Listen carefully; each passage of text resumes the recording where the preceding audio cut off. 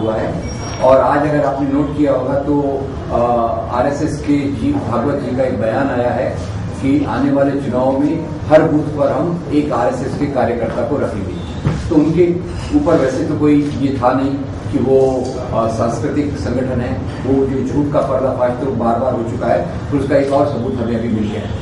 हमारी समझ ये है कि ये जो मोदी है ये आरएसएस के हिंदू राष्ट्र के एजेंडा का प्रतिनिधि है। और खास तौर से जिस प्रकार से हमने मोदी की राजनीति को पिछले 10 सालों में देखा है, ये बहुत स्पष्ट बात है कि मोदी एक प्रकार का फाशीवादी व्यक्ति है।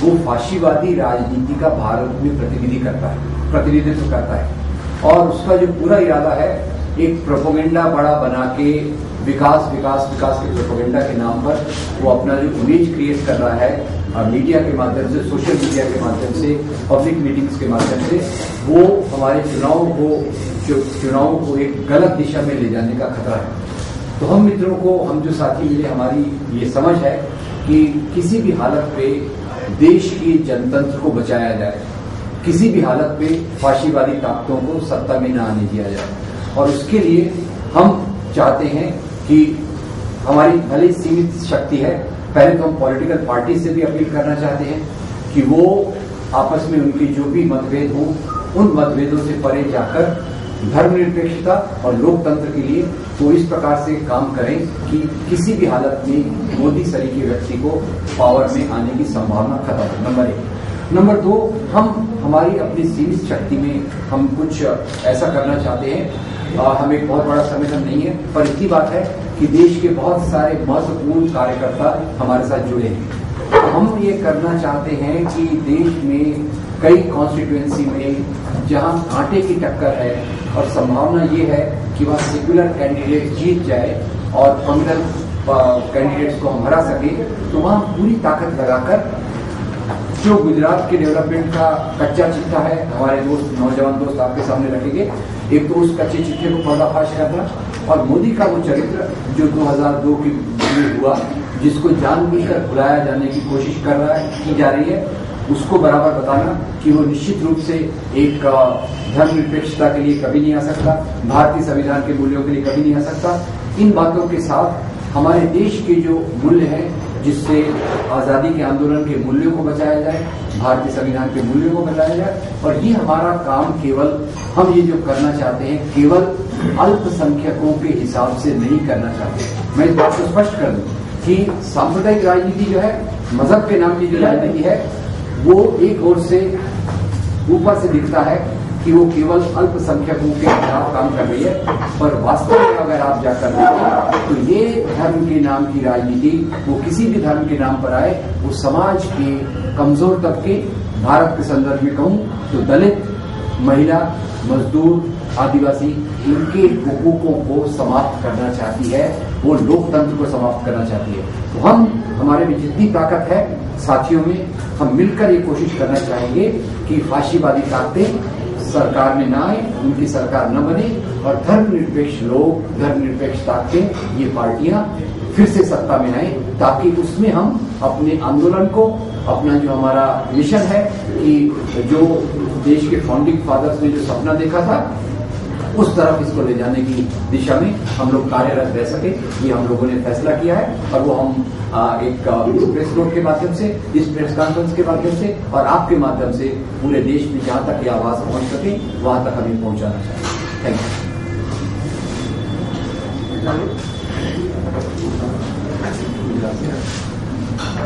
दोस्तों, मेरा नाम देव है और मैं गुजरात से आता हूँ।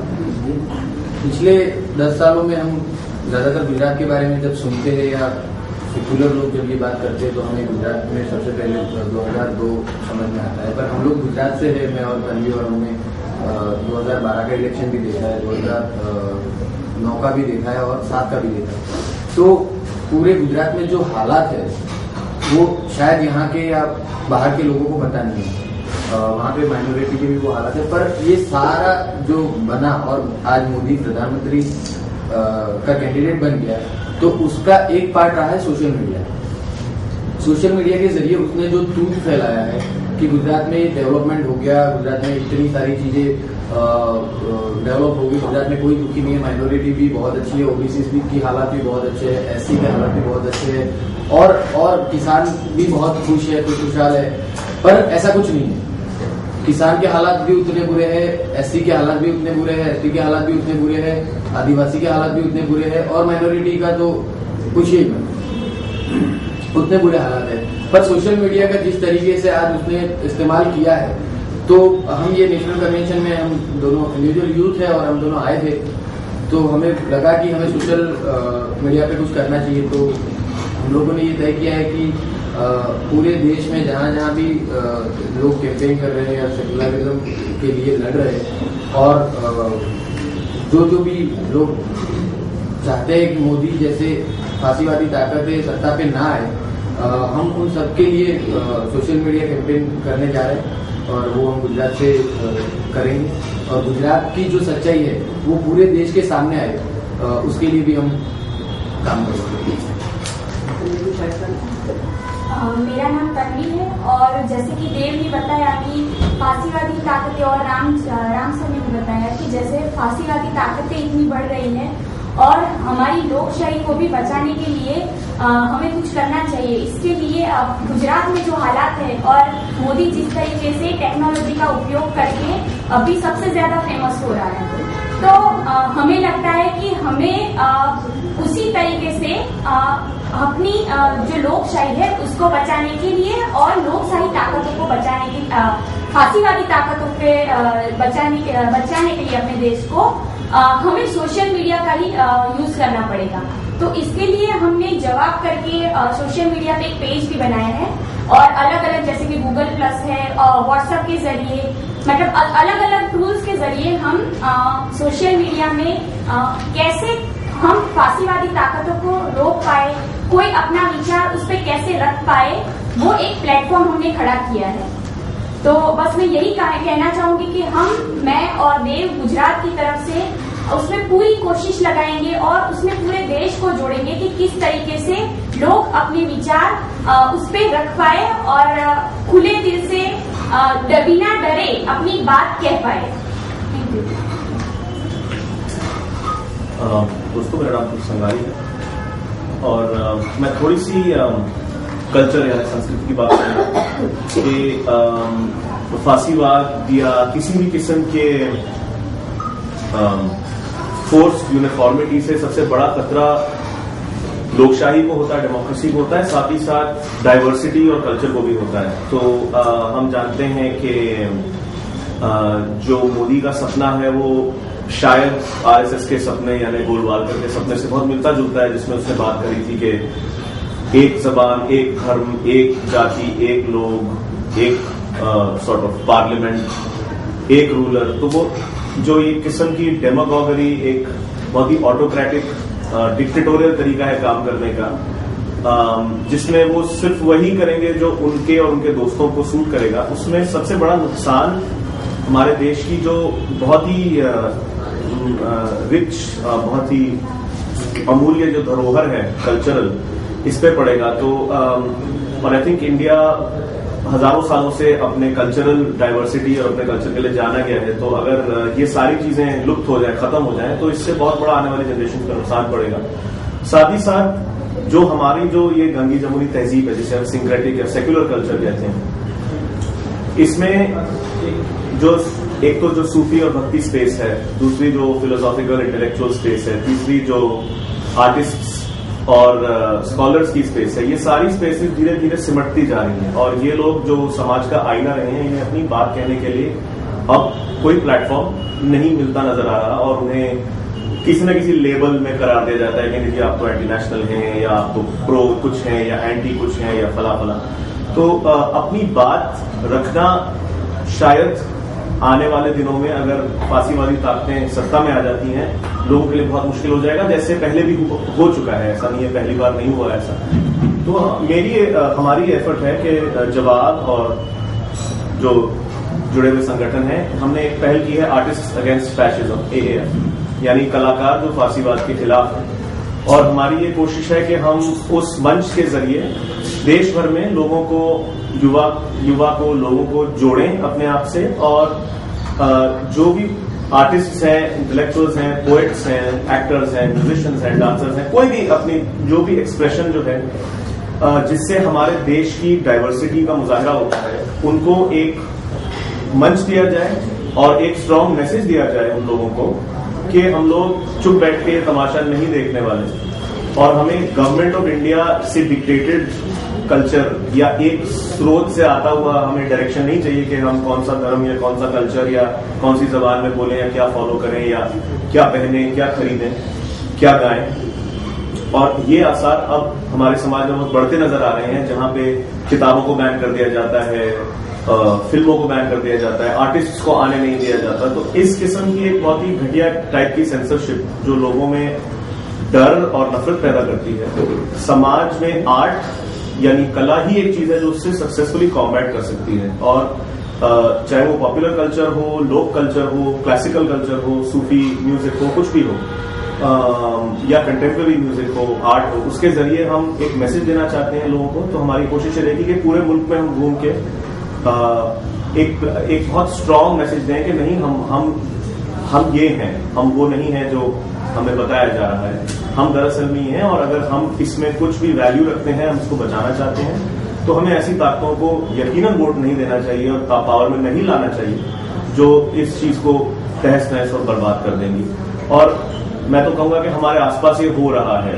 कई मुल्क ऐसे हैं जहां पे डिक्टेटरशिप्स और फैशिस्ट ओलिगार्कीज ने कल्चर और पॉपुलर जो सोसाइटी है उसका सिविल सोसाइटी का बहुत बड़ा नुकसान किया है। और हमें इंडिया में वो हवा नहीं लानी चाहिए और इसलिए ये हमारी कोशिश है। धन्यवाद। दोस्तों, मेरा नाम नाहिद हामिद है और मैं रिप्रेजेंटेटिव काउंसिल का सेक्रेटरी हूँ। जैसे राम पुनियानी ने, हमारे कुछ साथियों ने कहा कि देखिए, ये लड़ाई जो 2014 में अब जीत जाने वाली है, ये सिर्फ सेक्युलरिज्म और कम्युनिज्म की लड़ाई नहीं है, ये हिंदुस्तान और फासिज्म के बीच की लड़ाई है। हिंदुस्तान का जो पूरा एक वजूद है, उसके ऊपर जो खतरा मंडरा रहा है, उस खतरे को रोकने की लड़ाई है। ये लड़ाई इस हमारी आस्था की है कि हिंदुस्तान की जो प्लूरलिज्म है, प्लूरलिज्म सिर्फ मजहब की प्लूरलिज्म नहीं है, प्लूरलिज्म जो है वो थॉट्स की प्लूरलिज्म है, प्लूरलिज्म जो है वो कल्चर की प्लूरलिज्म है, प्लूरलिज्म जो है वो यहाँ पर विभिन्न जो भाषाएं उनकी प्लूरलिज्म है, उसके बीच की और फासीवाद के बीच की लड़ाई है। आप दोस्तों, आप जानते हैं कि जर्मनी के अंदर जो कुछ भी हुआ, ऐसे ही हालात थे, ऐसे ही इसी तरीके से लोगों को वहां पर बरकराने की कोशिश की गई थी। यहाँ जो एक ये जो नेगेटिव नेशनलिज्म का मामला है, उसको बढ़ाकर लोगों को भड़काने की कोशिश की गई थी और आज वही हो रहा है। और इंसिडेंटली यहाँ का जो पूंजीवादी तबका है, जो कैपिटलिस्ट हमारा पूरा जो एक ताना बाना है, और जो कॉर्पोरेट हाउसेज है, वो इसको फंड कर रहे हैं, उनका अपना एजेंडा है। और मैं समझता हूँ कि जितना बड़ा खतरा 65 साल में अभी तक नहीं आया, जो अभी हम इस खतरे का हम सामना करने वाले हैं। तो मुल्क के जो सिविल सोसाइटी है, उसने तय किया है कि मोदी के 400 करोड़ रुपए के कैंपेन के खिलाफ यहाँ का हर व्यक्ति जो हिंदुस्तान की आस्था में यकीन रखता है, हिंदुस्तान की यूनिटी में यकीन रखता है, हिंदुस्तान की प्लूरलिज्म में यकीन रखता है, हिंदुस्तान एक ऐसा राष्ट्र है जहाँ पर फासीवाद दूर रहे, इस पूरी आस्था में यकीन रखता है। उसने तय किया है कि हम आगे बढ़कर इस फासीवाद का रास्ता रोकेंगे और कोशिश करेंगे और यकीन तौर पे हम जीतेंगे भी कि फासीवाद यहाँ लाए और फासीवाद का चेहरा जो यहाँ पर मंडला रहा है, उस फासीवाद के चेहरे को हम धोता है।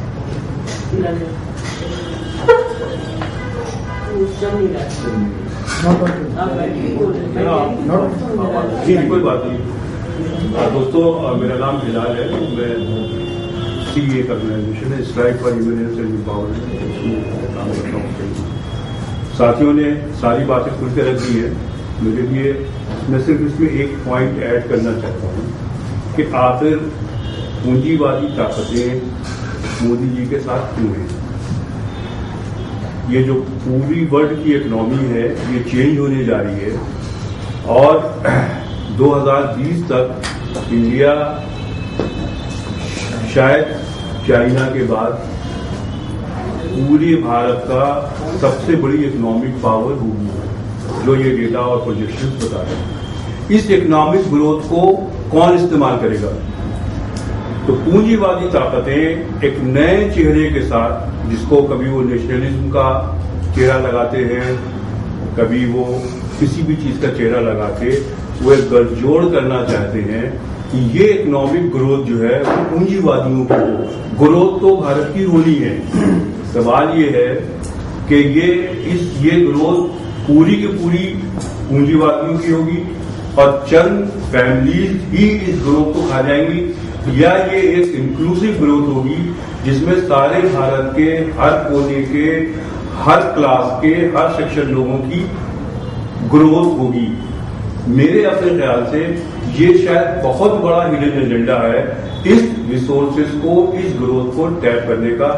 हमें इसके लिए होशियार रहना चाहिए, क्योंकि अल्टीमेटली मसला रोटी का ही होता है।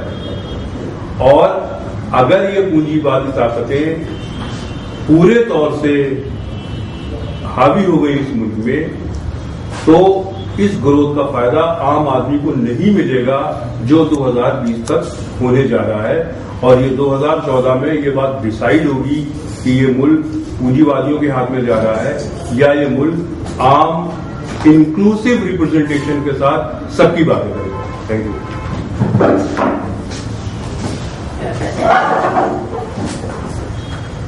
फ्रेंड्स, मुझे सिर्फ ये ऐड करना है कि ये जो पूरा कैंपेन है, इस कैंपेन में पहली बार हम लोगों ने ये फैसला किया है कि हम लोग कॉन्स्टिट्यूएंसी लेवल पे जाके कैंपेन करेंगे और अभी तकरीबन 55 कॉन्स्टिट्यूएंसीज में काम करने का इरादा है। ये भी फैसला किया है कि जितनी सेकुलर पार्टीज हैं उनको जवाब, जो जनवादी विचार आंदोलन भारत है, उनको वो सपोर्ट करेगा।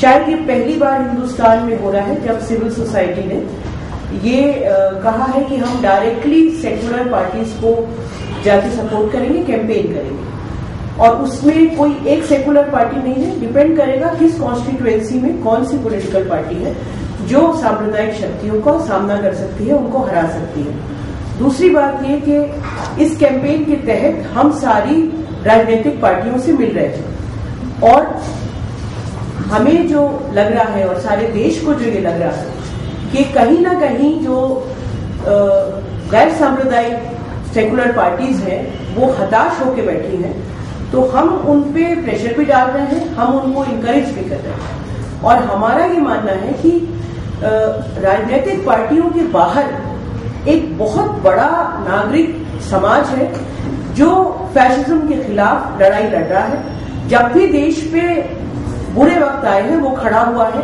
और उसने ऐसी ताकतों के सामना किया है। तो ज्यादातर ये होता है कि हमारे जैसे लोग जो अलग हैं, जिनकी कोई राजनीतिक ताकत नहीं है, उनको राजनीतिक पार्टियां हिम्मत देती हैं।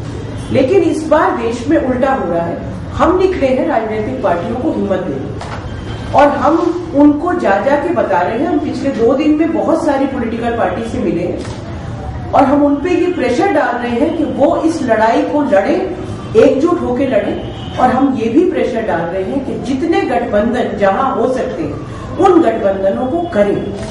ये उनका मामला नहीं है, ये पार्टीज का मामला नहीं है कि मैं इसलिए गठबंधन ना करूं क्योंकि मेरे बेटे भतीजे या भांजे को इलेक्शन लड़ना है। उनको देश की खातिर ये गठबंधन करने होंगे। जवाब की तरफ से अलग अलग लोग राजनीतिक पार्टियों पे दबाव डालेंगे कि वो आपस में गठबंधन करें, एकजुट हों और सांप्रदायिक शक्तियों का सामना करें।